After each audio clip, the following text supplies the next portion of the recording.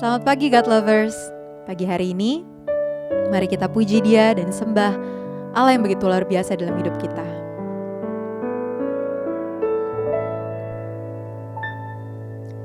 Hanya Kau Tuhan penolongku,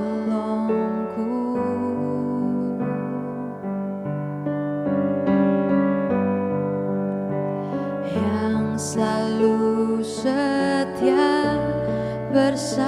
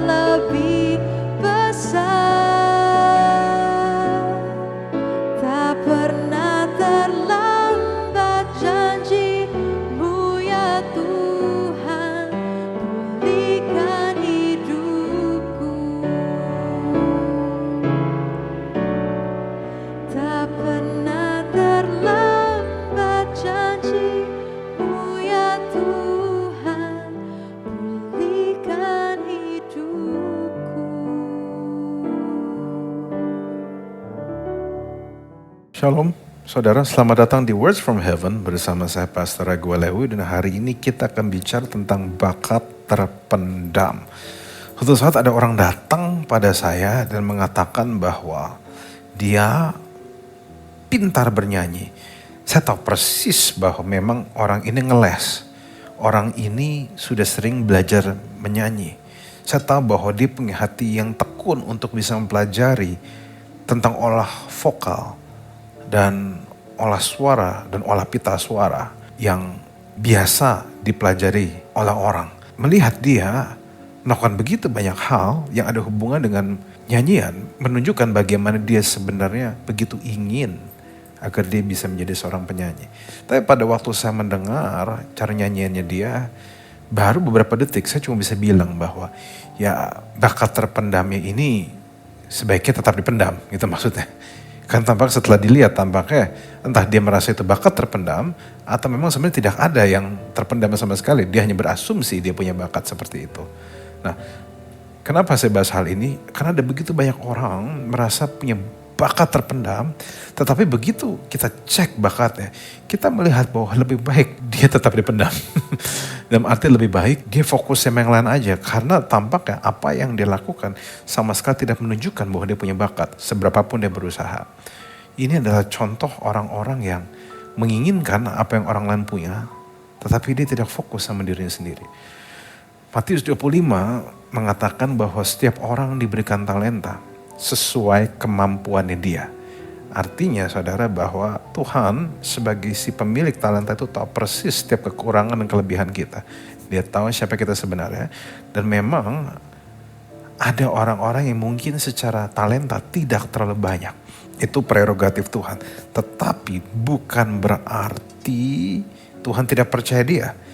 Beberapa konten yang lalu saya mengatakan betapa talenta itu kalau diuangkan dengan memperhitungkan inflasi zaman sekarang, dampaknya bisa sampai puluhan miliar. Bayangkan saudara mendapatkan modal puluhan miliar untuk menghidupi dirimu dan membangun usahamu. Tentu dampaknya akan sangat besar sekali dan mampu menghadirkan ketenangan di hidup dan pikiran Anda.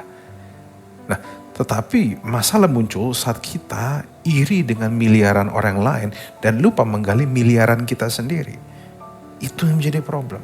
Dan saya berdoa supaya hari ini jangan kita menjadi si paling ambisius untuk mengerjakan hal-hal yang kita pikir kita punya bakat terpendam, tapi sebenarnya tidak ada apa-apa yang dipendam. Memang tidak ada apa-apa. Saya berdoa supaya kita semua fokus dengan apa yang kita sudah miliki dibandingkan dengan fokus dengan apa yang orang lain miliki. Mungkin yang kita miliki tidak sebombastis orang lain.